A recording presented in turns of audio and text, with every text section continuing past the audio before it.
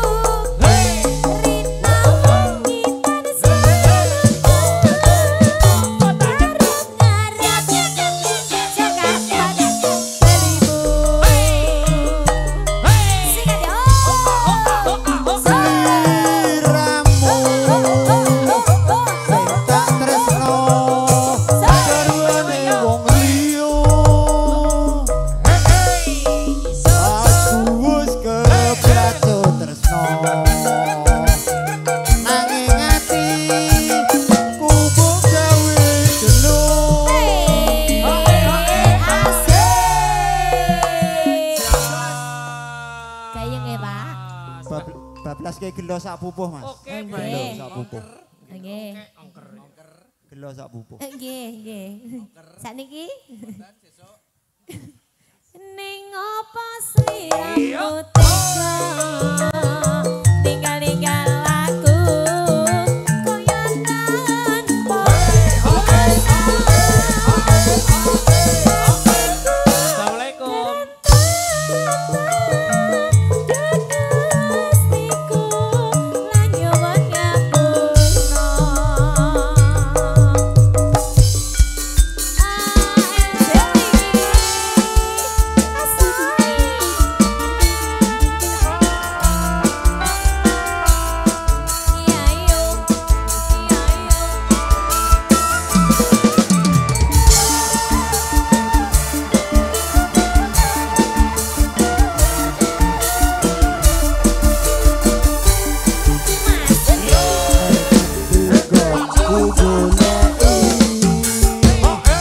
Botak-bote kepengin ketemu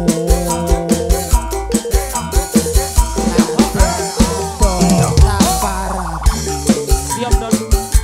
Mumburuti karepe ati bareng saiki ketemu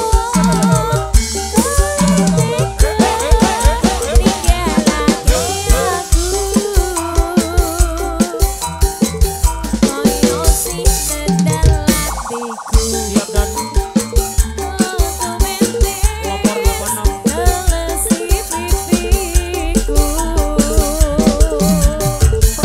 yen pancene ora tresno mbok yo kondo sing prasaja ojo gawe gelo ati aku ora bakal gondeli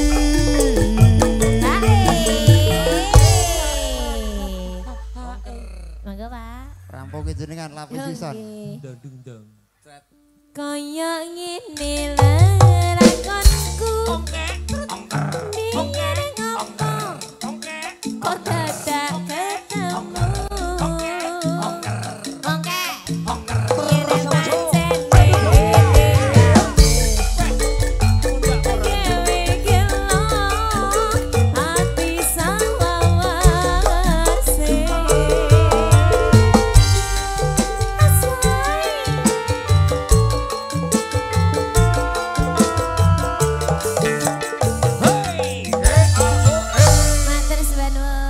Matur suwun matur suwun Mas MC